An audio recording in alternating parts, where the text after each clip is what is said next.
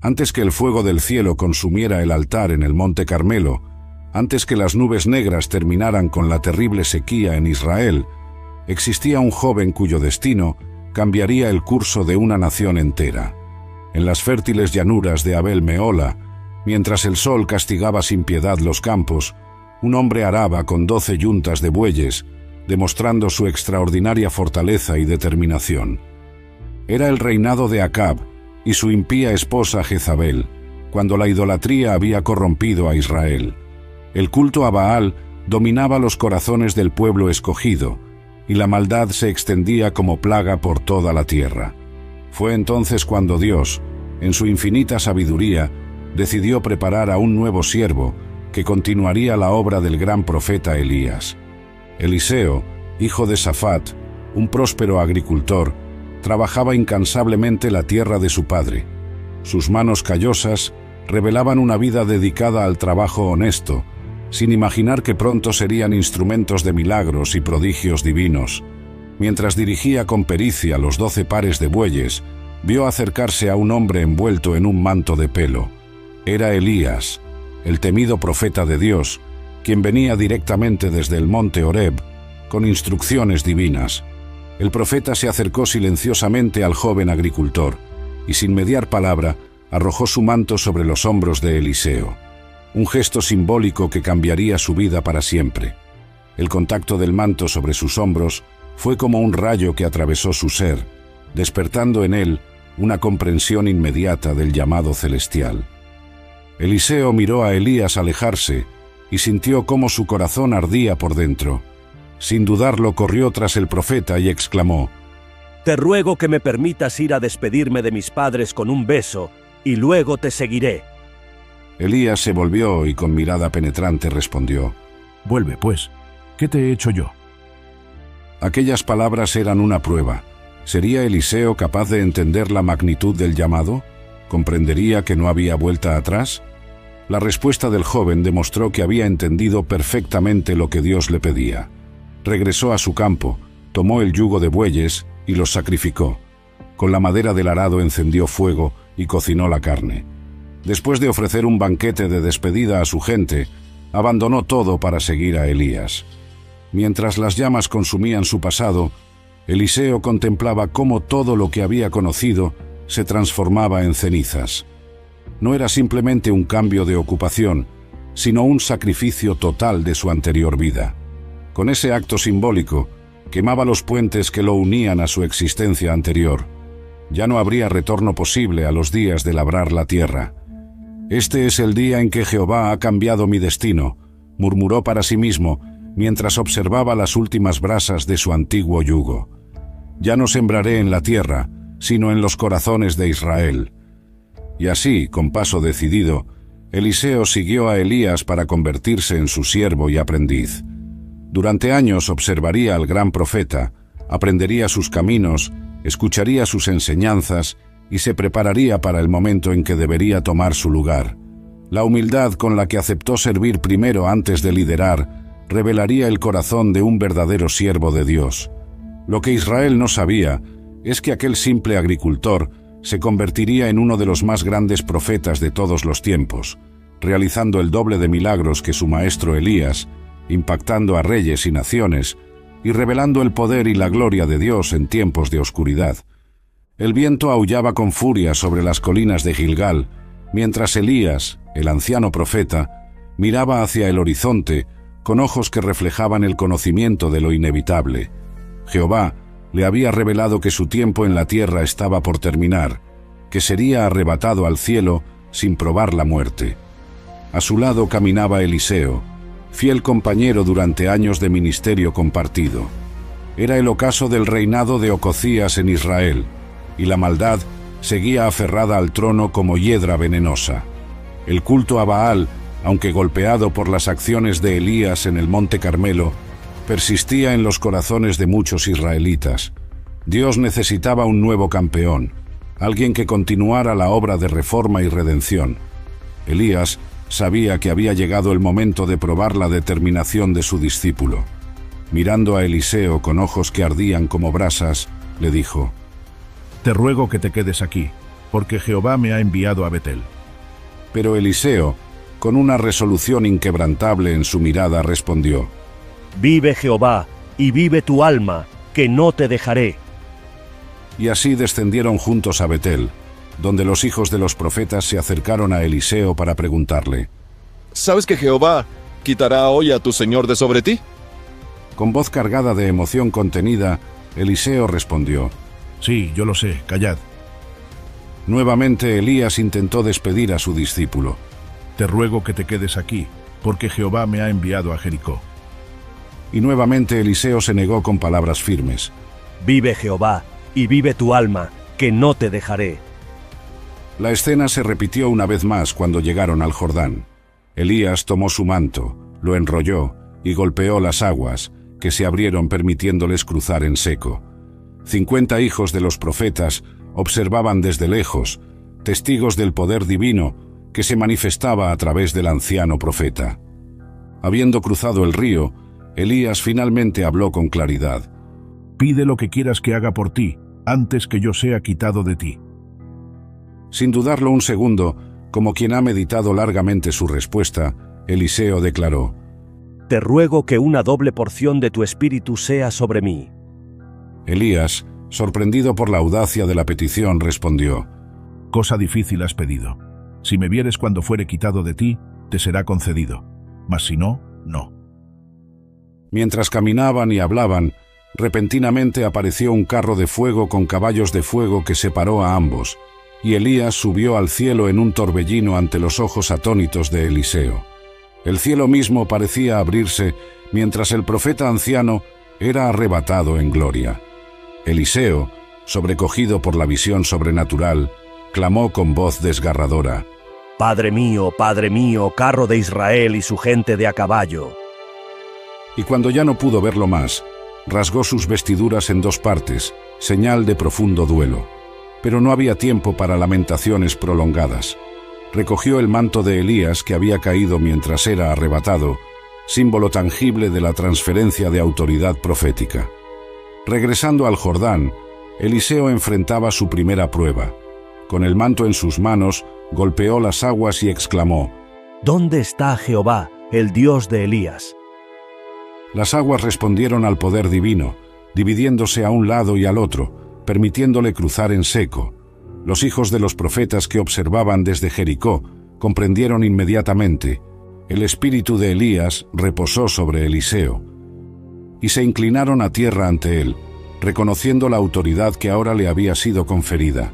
Eliseo no era simplemente un sucesor por designación humana, sino un profeta ungido por Dios mismo, dotado con una doble porción del espíritu que había operado en Elías. La transición estaba completa. Un nuevo capítulo en la historia de Israel comenzaba. El manto había cambiado de hombros, pero el Dios que respaldaba el ministerio seguía siendo el mismo, eterno e inmutable.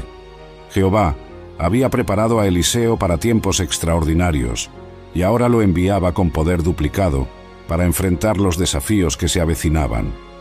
El sol castigaba sin piedad las calles polvorientas de Jericó, mientras Eliseo caminaba entre sus habitantes, observando la paradoja que la antigua ciudad presentaba. Reconstruida en desafío a la maldición de Josué, la ciudad gozaba de una ubicación privilegiada, pero un terrible mal aquejaba a sus pobladores. Era el inicio del reinado de Joram, hijo de Acab, sobre Israel. Aunque había removido la estatua de Baal que su padre había erigido, seguía practicando los pecados de Jeroboam, manteniendo al pueblo en la idolatría. En estos tiempos de compromiso moral, Dios necesitaba manifestar su poder para recordar al pueblo quién era el verdadero Señor. Los hombres principales de la ciudad se acercaron respetuosamente a Eliseo. Sus rostros mostraban la preocupación que llevaban por años. El más anciano dio un paso adelante y con voz grave explicó: La situación de esta ciudad es buena, como mi señor puede ver, pero las aguas son malas y la tierra es estéril. Eliseo escuchó atentamente mientras le explicaban cómo las mujeres perdían sus embarazos, los cultivos se marchitaban prematuramente y las enfermedades prosperaban entre la población. La fuente principal que debía ser bendición para la ciudad se había convertido en origen de sufrimiento. Con mirada compasiva pero decidida, Eliseo respondió: Traedme una vasija nueva, y poned en ella sal. Confundidos por la simplicidad de la petición pero esperanzados, los hombres cumplieron rápidamente su mandato, trayendo una vasija que jamás había sido utilizada y llenándola con sal blanca y pura. Eliseo tomó la vasija y pidió: Llevadme ahora al manantial de las aguas. Una procesión se formó mientras el pueblo seguía al profeta hacia el origen del problema. El manantial brotaba abundante entre las rocas, sus aguas claras pero letales para la vida. Eliseo se acercó al borde, sosteniendo la vasija con sal, mientras todos observaban en silencio expectante.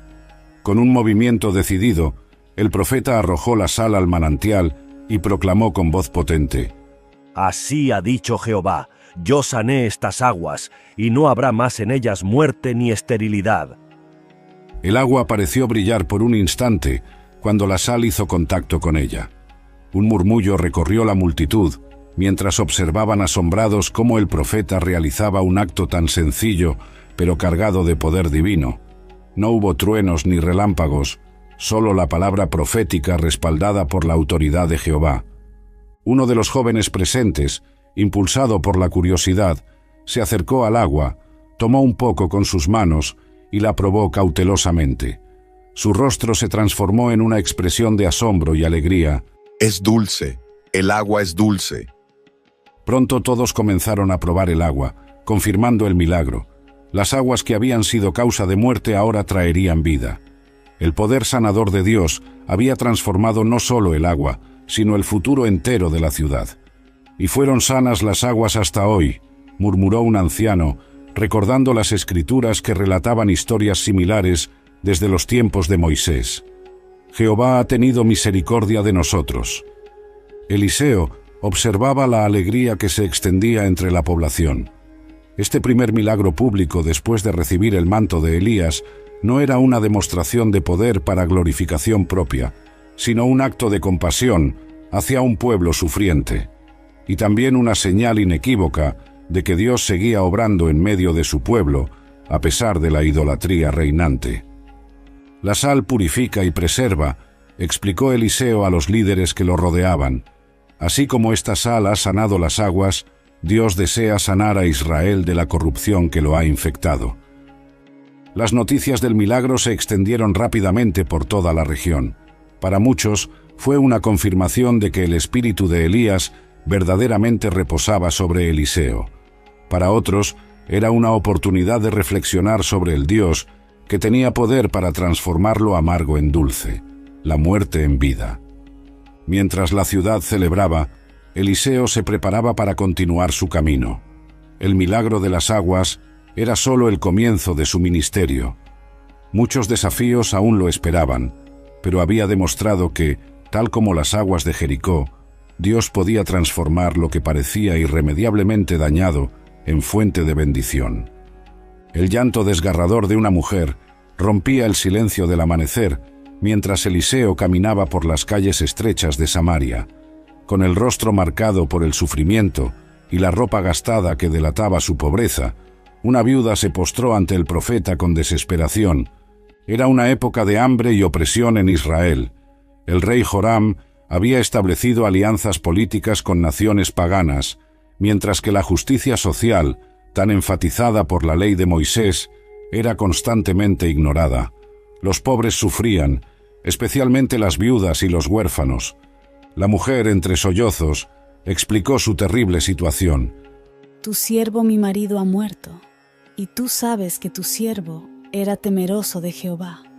Ahora ha venido el acreedor para tomarse a mis 2 hijos como esclavos. Los ojos de Eliseo se llenaron de compasión al reconocer a la viuda de uno de los hijos de los profetas, hombres fieles que habían mantenido su fe en Jehová en tiempos de apostasía general. Su esposo había muerto dejando deudas, y según la costumbre, los acreedores tenían derecho a tomar a los hijos como pago. ¿Qué te haré yo? Preguntó Eliseo con voz suave pero firme. Dime, ¿qué tienes en casa? La mujer, limpiándose las lágrimas, respondió con voz temblorosa. Tu sierva no tiene nada en casa, sino una vasija pequeña de aceite. Eliseo asintió, comprendiendo que Dios no necesitaba mucho para realizar un milagro. Con autoridad profética, le dio instrucciones precisas.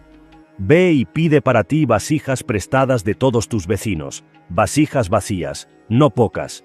Entra luego, cierra la puerta tras de ti y de tus hijos, y echa en todas las vasijas, y cuando una esté llena, ponla aparte. La mujer miró al profeta con una mezcla de confusión y esperanza. ¿Cómo podría su pequeña vasija de aceite llenar múltiples contenedores? Sin embargo, la fe comenzó a brotar en su corazón.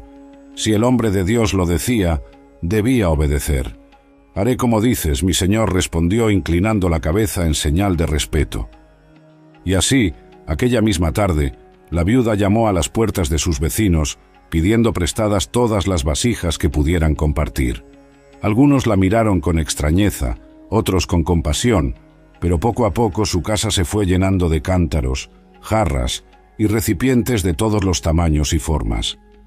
Cuando había reunido suficientes, cerró la puerta de su humilde morada y llamó a sus hijos. «Tráiganme las vasijas una por una». Con manos temblorosas, tomó su pequeña vasija de aceite y comenzó a verter su contenido en el primer recipiente. Para su asombro, el aceite fluía y fluía sin detenerse, llenando completamente el primer cántaro. Con creciente emoción, pidió otro y luego otro, mientras el aceite seguía manando milagrosamente. ¡Madre! ¡Es un milagro!, exclamó uno de sus hijos con ojos brillantes de asombro. «Jehová ha respondido a nuestras oraciones», respondió ella mientras las lágrimas, ahora de gratitud, rodaban por sus mejillas. Vasija tras vasija se llenaba con el precioso líquido dorado, símbolo de abundancia y bendición. Cuando finalmente habían llenado todos los recipientes disponibles, la mujer pidió a su hijo: «Tráeme otra vasija». «No hay más vasijas, madre», respondió el joven. Y en ese momento, el aceite cesó. La provisión divina había sido exactamente suficiente para llenar cada recipiente disponible, ni más ni menos. Una lección divina sobre la generosidad precisa de Dios. A la mañana siguiente, la viuda buscó nuevamente a Eliseo para contarle lo sucedido. El profeta escuchó con atención y finalmente le dio su última instrucción. Ve y vende el aceite, y paga a tus acreedores, y tú y tus hijos vivid de lo que quede. El aceite obtenido milagrosamente resultó ser de la más alta calidad, y pronto la noticia se extendió por el mercado. Comerciantes y ciudadanos acudieron a comprar, permitiéndole pagar todas sus deudas y asegurar el sustento para ella y sus hijos por un largo tiempo. Aquel milagro trascendió el simple acto de multiplicación. Fue una demostración de la justicia divina frente a la injusticia social, un recordatorio de que Dios no olvidaba a los fieles que habían servido en su nombre y una manifestación tangible de su providencia para los vulnerables. Mientras la mujer contaba las monedas de plata obtenidas, comprendió una verdad profunda. Dios no solo había satisfecho su necesidad inmediata, sino que había restaurado su dignidad y su futuro. Sus hijos, que casi se convirtieron en esclavos, ahora tenían esperanza. Y a través de toda Samaria se contaba la historia del aceite que nunca se agotó, un testimonio del poder de Jehová en tiempos cuando muchos lo habían olvidado. El sol de mediodía castigaba con fuerza los caminos polvorientos de Sunem, mientras Eliseo recorría las aldeas de Israel, llevando la palabra de Jehová a un pueblo que se había alejado de sus caminos. En sus frecuentes viajes entre Samaria y el Monte Carmelo, el profeta solía pasar por esta próspera localidad. Era la época de la influencia siria sobre Israel, tiempos convulsos donde las alianzas políticas y las tensiones militares mantenían al reino en constante zozobra. En medio de esta realidad turbulenta, existían aún familias que conservaban su fidelidad a Jehová y respetaban a sus profetas. Una de ellas estaba encabezada por una mujer notable, conocida simplemente como la Sunamita, mujer de carácter fuerte, respetada en la comunidad y con recursos suficientes para vivir con dignidad. Al ver pasar a Eliseo con frecuencia, insistió a su esposo: «He aquí ahora, yo entiendo que este que siempre pasa por nuestra casa es varón santo de Dios. Yo te ruego que hagamos un pequeño aposento en la pared y pongamos allí una cama, una mesa, una silla y un candelero, para que cuando él venga a nosotros, se quede en él». El esposo, respetando la visión de su mujer, accedió a la petición.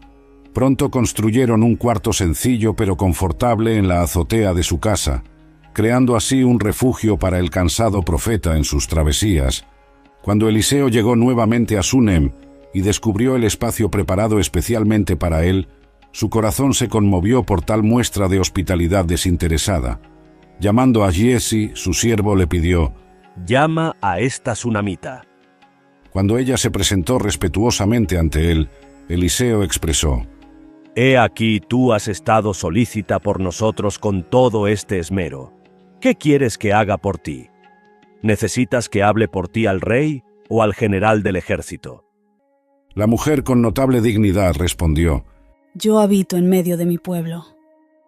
Su respuesta revelaba un corazón satisfecho, que no buscaba favores políticos ni reconocimiento. Sin embargo, Giesi, observando más allá de las palabras, comentó discretamente a Eliseo: «Ella no tiene hijo, y su marido ya es viejo». Eliseo comprendió inmediatamente. En aquella cultura, no tener descendencia era considerado una grave carencia, casi una maldición.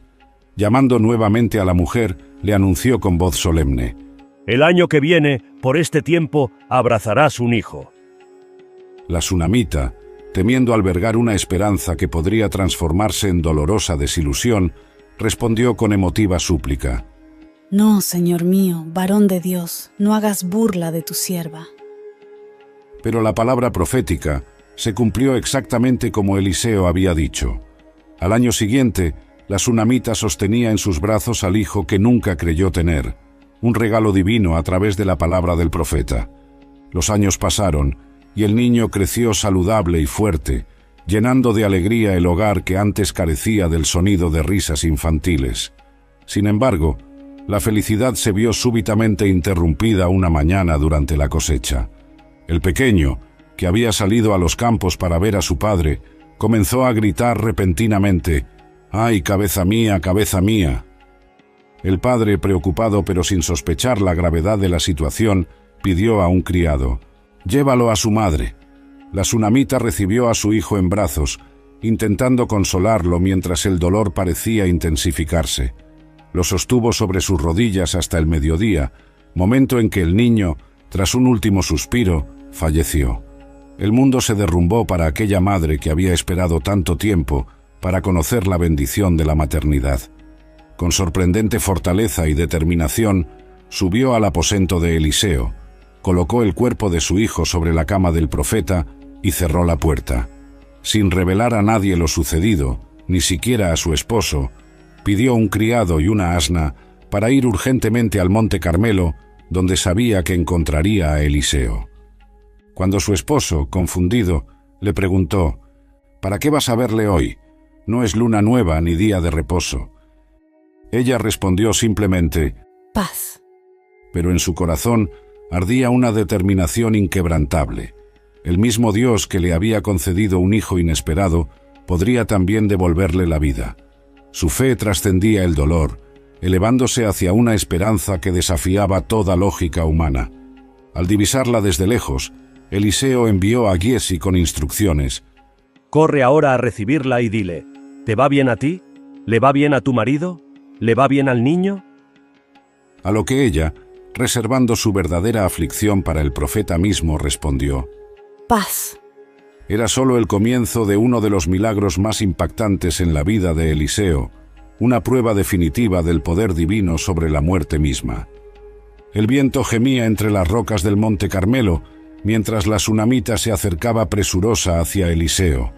Con el corazón destrozado pero con una fe inquebrantable, se lanzó a los pies del profeta y se aferró a ellos con desesperación. Era un tiempo donde los falsos profetas de Baal y Asera seguían influyendo en la vida religiosa de Israel, a pesar de los esfuerzos de Eliseo.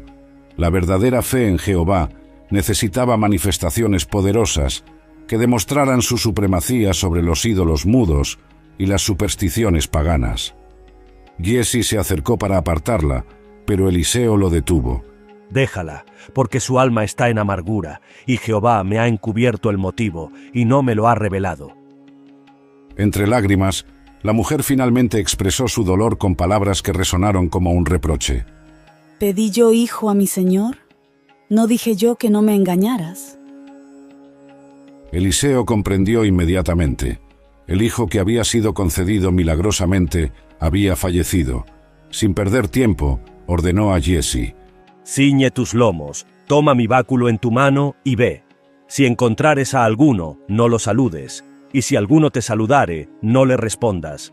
Pon mi báculo sobre el rostro del niño. Pero la sunamita, con una determinación que sorprendió al profeta, declaró: Vive Jehová, y vive tu alma, que no te dejaré. Eliseo reconoció en aquellas palabras el eco de su propia respuesta a Elías años atrás, cuando se había negado a separarse de su maestro. Con un suspiro, se levantó y la siguió. Mientras tanto, Giezi se había adelantado y colocado el báculo sobre el rostro del niño, pero no hubo señal de vida. Regresando apresuradamente, informó a Eliseo que se acercaba. El niño no ha despertado. Al llegar a la casa, Eliseo subió directamente al aposento donde yacía el cuerpo inerte del pequeño. Cerrando la puerta tras de sí, quedó a solas frente al mayor desafío de su ministerio hasta ese momento. Lo primero que hizo fue orar fervientemente a Jehová. Luego, en un acto extraordinario, se tendió sobre el niño, poniendo su boca sobre la boca del pequeño, sus ojos sobre sus ojos, sus manos sobre sus manos, y mientras extendía así su cuerpo, la carne del niño comenzó a entrar en calor. Se levantó, caminó por la habitación una vez, y volvió a tenderse sobre el niño. Entonces, el milagro ocurrió. El pequeño estornudó 7 veces y abrió sus ojos, regresando de las mismas puertas de la muerte. ¡Llama a esta sunamita!, ordenó Eliseo a Giezi con voz emocionada. Cuando la madre entró temerosamente al aposento, sus ojos se encontraron con la mirada viva de su hijo. Con el rostro iluminado por una alegría indescriptible, Eliseo pronunció simplemente: «Toma tu hijo». La mujer se postró a tierra, arrodillándose en profunda reverencia ante el profeta y ante Dios, cuyo poder había trascendido incluso la barrera de la muerte. Luego tomó a su hijo en brazos y salió, llevando consigo el testimonio vivo del poder de Jehová. Este milagro sería recordado por generaciones, una demostración contundente de que el Dios de Israel era el Señor de la vida y la muerte, muy por encima de cualquier deidad pagana. Era también un presagio de tiempos futuros, cuando el Mesías prometido realizaría actos similares. Pero el ministerio de Eliseo continuaba. Poco después, una terrible hambruna azotó la tierra, y los hijos de los profetas se reunieron con él en Gilgal. Mientras compartían una olla de guisado, uno de ellos exclamó alarmado: «Varón de Dios, hay muerte en esa olla». Alguien había recolectado hierbas silvestres sin conocerlas, incluyendo frutos venenosos que habían contaminado todo el alimento. Con hambre generalizada y sin más provisiones, la situación era desesperada. Eliseo, con tranquila autoridad, pidió: «Traed harina». La echó en la olla y ordenó: «Dad de comer a la gente». Inexplicablemente, el veneno fue neutralizado, y todos comieron sin sufrir daño alguno. Un milagro sencillo pero vital para aquellos hombres hambrientos. En otra ocasión, un hombre de Baal Salisa trajo al profeta 20 panes de cebada y espigas frescas como ofrenda de primicias. Eliseo ordenó a su criado: «Da a la gente para que coma». El sirviente incrédulo respondió: ¿Cómo pondré esto delante de 100 hombres? Pero Eliseo insistió: «Da a la gente para que coma, porque así dice Jehová: comerán y sobrará».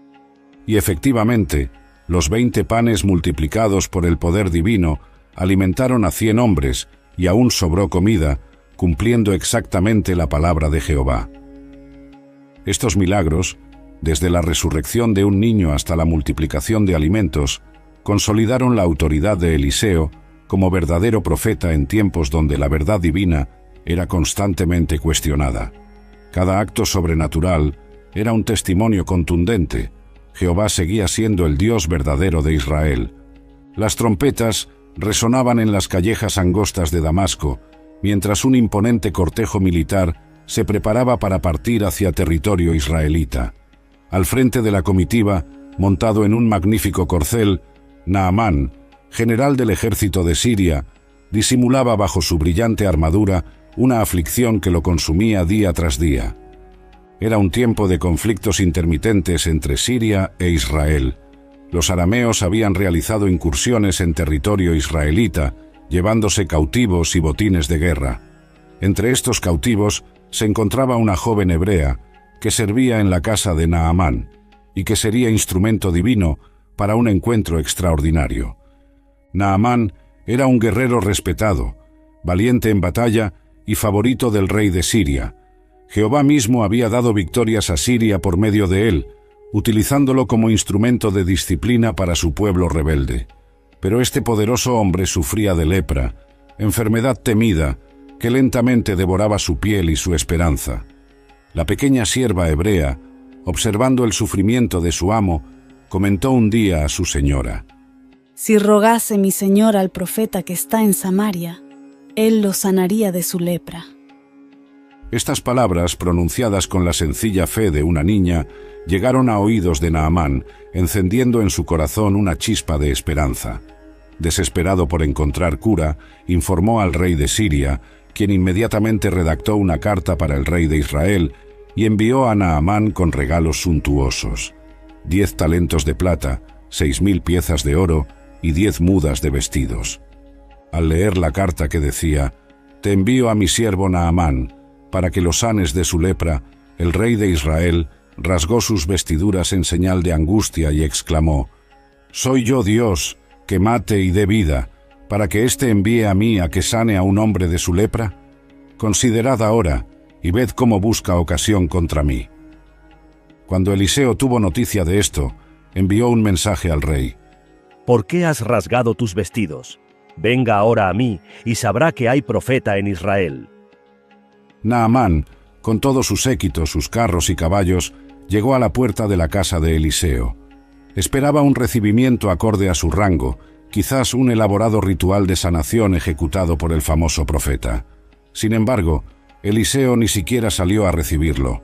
En su lugar, envió a un mensajero con una simple instrucción: «Ve y lávate 7 veces en el Jordán, y tu carne se te restaurará, y serás limpio».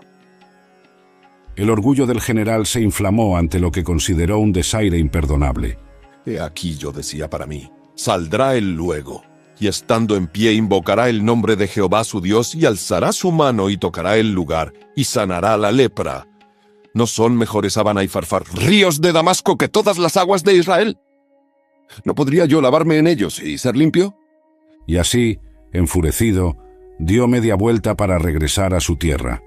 Pero sus siervos, mostrando sabiduría y lealtad, se acercaron para razonar con él. «Padre mío, si el profeta te mandara alguna gran cosa, ¿no la harías? Cuanto más diciéndote: lávate y serás limpio».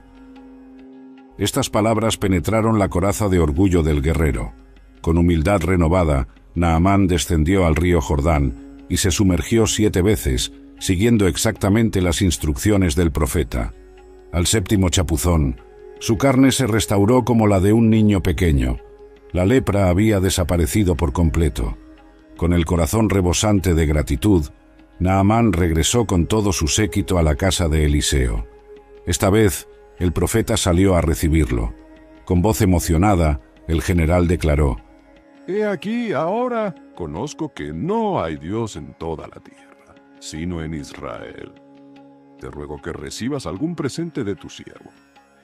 Pero Eliseo, con firmeza inquebrantable, respondió: «Vive Jehová, en cuya presencia estoy, que no lo aceptaré». A pesar de la insistencia de Naamán, el profeta se mantuvo inamovible. No era por los regalos que Dios sanaba, sino por su gracia y para gloria de su nombre. Eliseo sabía que aceptar pago podría dar la impresión de que el poder divino se compraba con riquezas.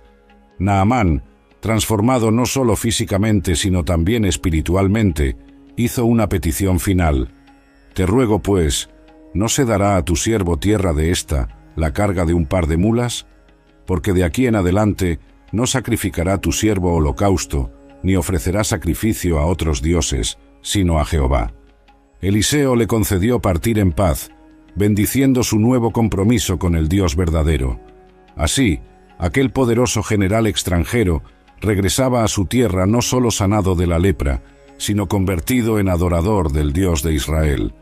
Lo que nadie sospechaba era que Giesi, el siervo de Eliseo, observaba con ojos codiciosos los tesoros que Naamán se llevaba de regreso.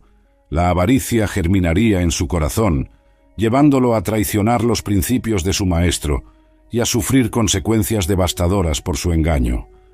Mientras tanto, la historia de la sanación del general sirio se extendía por toda la región, un testimonio innegable del poder de Jehová más allá de las fronteras de Israel.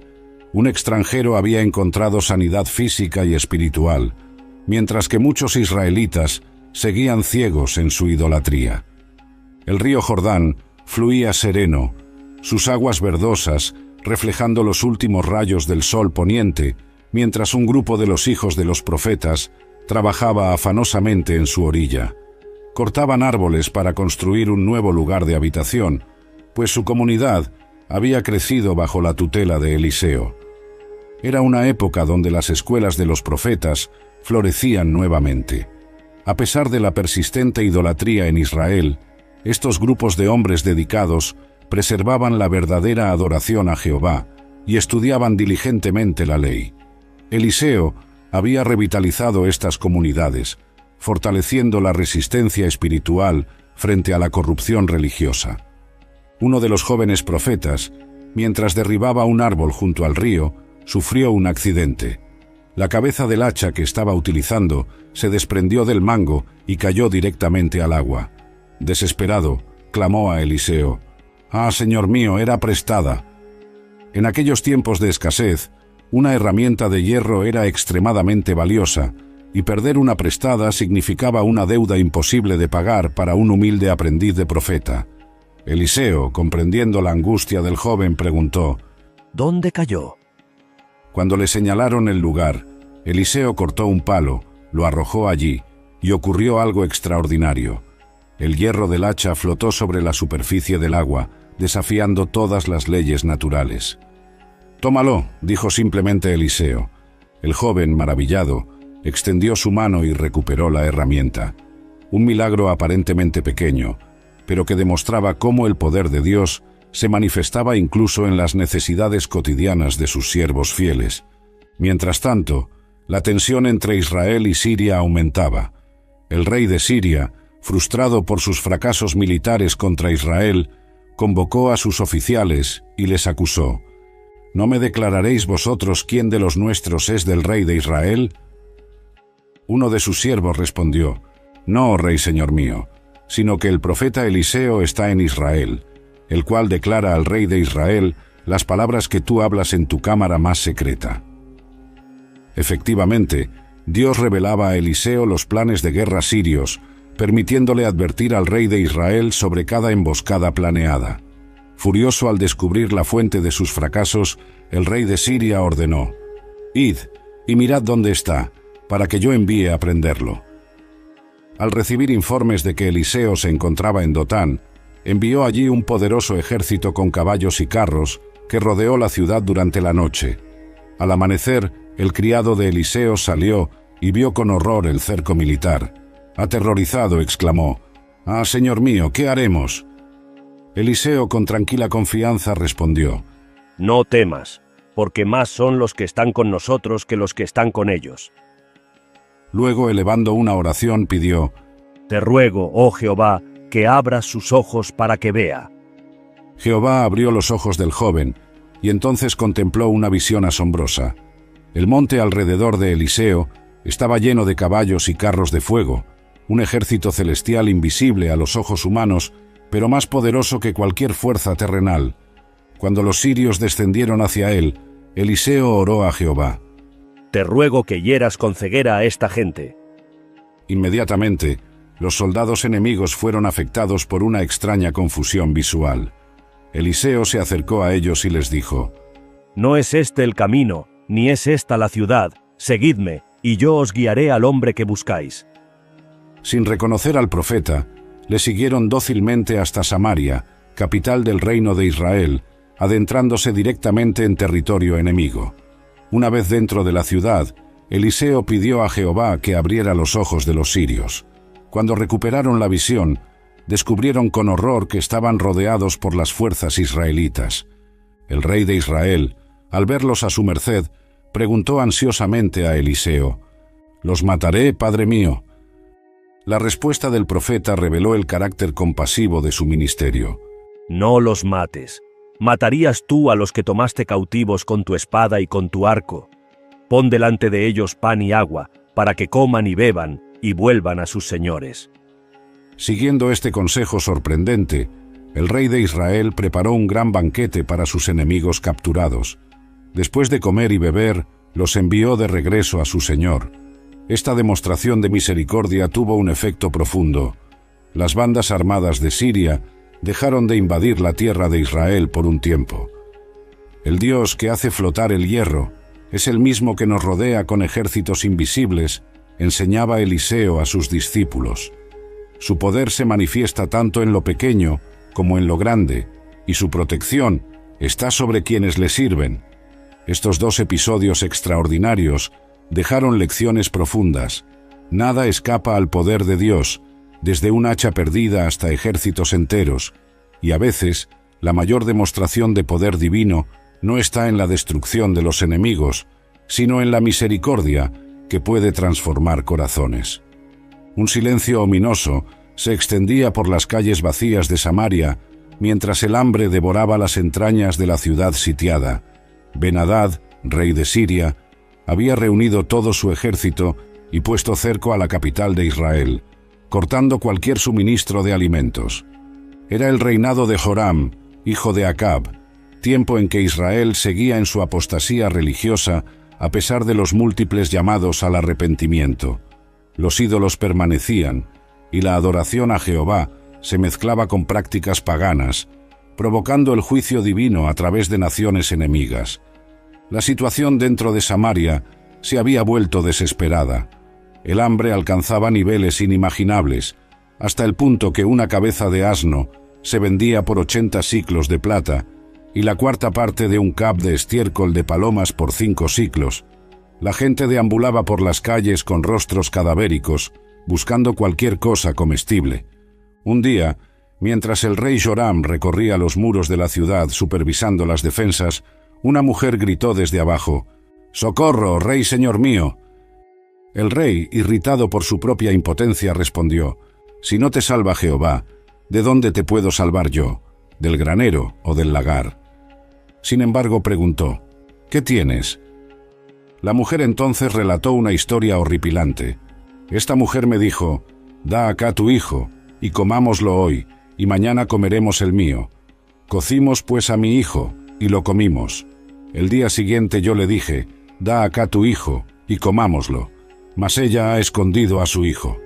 Al escuchar semejante atrocidad, el rey rasgó sus vestiduras. Los que estaban cerca pudieron ver que llevaba cilicio bajo sus ropas reales, señal de duelo personal por la situación de su pueblo. Pero su corazón, en lugar de volverse a Dios en arrepentimiento, se llenó de ira contra Eliseo. «Así me haga Dios, y aún me añada, si la cabeza de Eliseo, hijo de Safat, queda sobre sus hombros», hoy juró con rabia. Mientras tanto, Eliseo estaba sentado en su casa con los ancianos de Israel. Antes que llegara el mensajero del rey, el profeta ya había sido advertido por el Espíritu de Dios. ¿Habéis visto cómo este hijo de homicida ha enviado a cortarme la cabeza? Mirad, cuando venga el mensajero, cerrad la puerta e impedidle la entrada. ¿No se oye tras él el ruido de los pasos de su amo?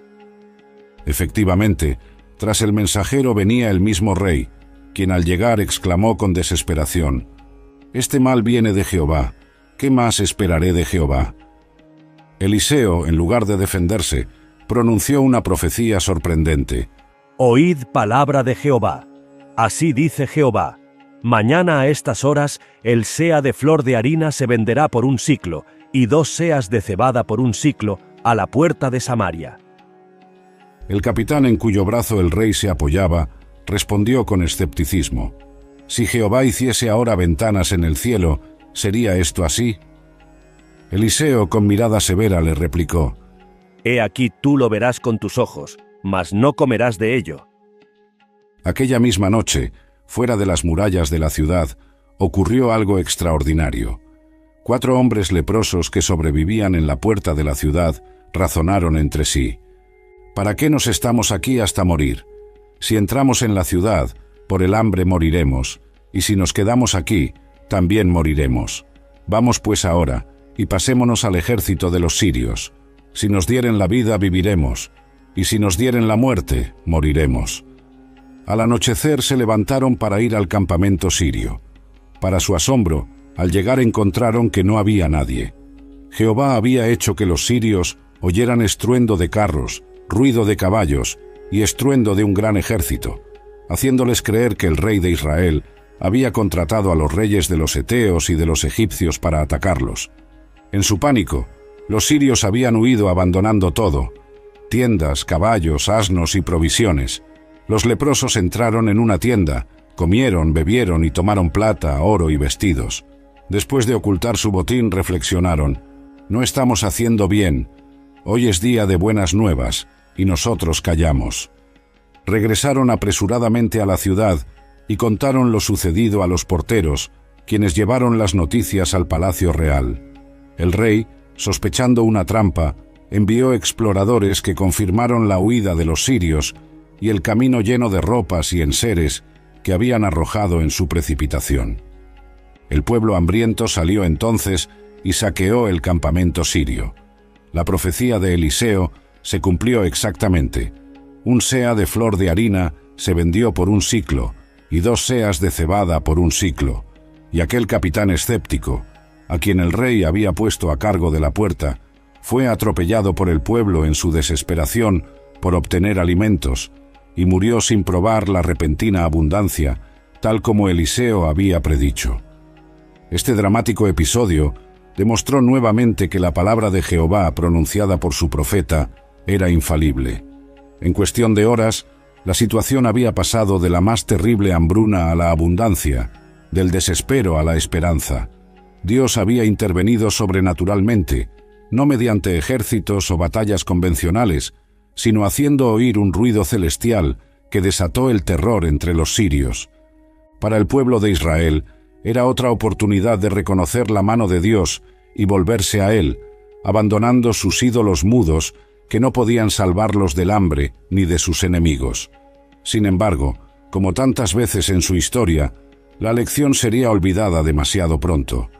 El polvo del camino se arremolinaba bajo los cascos del veloz caballo, mientras un joven discípulo de los profetas galopaba hacia Ramot de Galaad. En su mano llevaba un frasco de aceite y en su mente las precisas instrucciones de Eliseo para una misión que cambiaría el curso de 2 naciones. Era el tiempo designado por Dios para el juicio final sobre la casa de Acab. Años atrás, Elías había recibido el mandato divino de ungir a Jehú como rey, para ejecutar la venganza de Jehová contra la dinastía que había introducido el culto a Baal en Israel. Ahora, a través de Eliseo, esa palabra profética se cumpliría. Cuando llegues, busca a Jehú, hijo de Josafat, hijo de Nimsi, le había indicado Eliseo. Lo llevarás aparte, derramas el aceite sobre su cabeza y dirás: «Así dice Jehová, yo te he ungido por rey sobre Israel». Luego abrirás la puerta y huirás sin detenerte. El joven profeta encontró a Jehú sentado con los capitanes del ejército. Con voz temblorosa pero decidida, anunció: «Tengo palabra para ti, oh capitán». «¿Para cuál de todos nosotros?», preguntó Jehú. «Para ti, oh capitán», respondió el joven. Una vez en privado, el mensajero derramó el aceite sobre la cabeza de Jehú y pronunció el decreto divino: «Así dice Jehová, Dios de Israel, yo te he ungido por rey sobre el pueblo de Jehová, sobre Israel. Tú herirás la casa de Acab tu señor, para que yo vengue la sangre de mis siervos los profetas, y la sangre de todos los siervos de Jehová, de la mano de Jezabel». Tras transmitir el detallado juicio sobre la casa de Acab, el joven abrió la puerta y huyó, dejando a Jehú solo con la impactante revelación. Cuando Jehú regresó con los otros oficiales, estos preguntaron: «¿Va todo bien? ¿Para qué vino a ti ese loco?». Jehú intentó evadir la pregunta, pero ante la insistencia de sus compañeros, finalmente reveló: «Él me habló así. Así dice Jehová: yo te he ungido por rey sobre Israel». Los oficiales, reconociendo la intervención divina, reaccionaron inmediatamente. Tomaron sus mantos, los pusieron bajo Jehú en las gradas, tocaron trompeta y proclamaron: «Jehú es rey». Sin perder tiempo, Jehú organizó una conspiración contra Joram, rey de Israel, quien se recuperaba de heridas de batalla en Jezreel. Montando su carro, partió con determinación para cumplir el mandato divino. El atalaya de Jezreel divisó la compañía que se acercaba y advirtió al rey: «Veo una tropa, y la marcha del que viene al frente es como la marcha de Jehú, hijo de Nimsi, porque viene con impetuosidad». Joram salió en su carro para encontrarse con Jehú, preguntando: «¿Hay paz, Jehú?». La respuesta fue contundente: «¿Qué paz? Con las fornicaciones de Jezabel tu madre y sus muchas hechicerías». En ese momento, Joram intentó huir gritando: «¡Traición!», pero Jehú tensó su arco y disparó una flecha que atravesó el corazón del rey. Su cuerpo fue arrojado en la viña de Nabot, cumpliendo la palabra profética sobre la dinastía de Acab. Jehú continuó hacia el palacio donde Jezabel, la reina madre, se había ataviado y pintado sus ojos esperando su llegada. Desde la ventana, ella lo provocó. Sucedió bien a Zimri, que mató a su señor.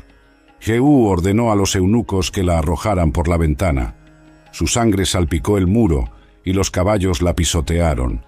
Cuando más tarde enviaron a recoger su cuerpo para sepultarlo, solo encontraron el cráneo, los pies y las palmas de las manos. La profecía de Elías se había cumplido en su totalidad. Los perros comieron la carne de Jezabel en Jezreel.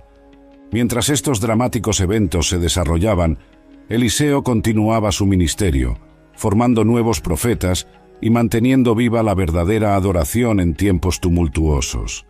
Su influencia se extendía más allá de Israel, alcanzando Siria y otros reinos vecinos. Los numerosos milagros que realizaba confirmaban su autoridad como portavoz de Dios. Años después, cuando Eliseo ya era anciano y estaba enfermo de muerte, el rey Joás de Israel bajó a visitarlo, reconociendo su importancia para la nación. Al verlo, el rey lloró sobre su rostro diciendo: Padre mío, carro de Israel y su gente de a caballo». Eliseo, a pesar de su debilidad, tuvo fuerzas para una última profecía.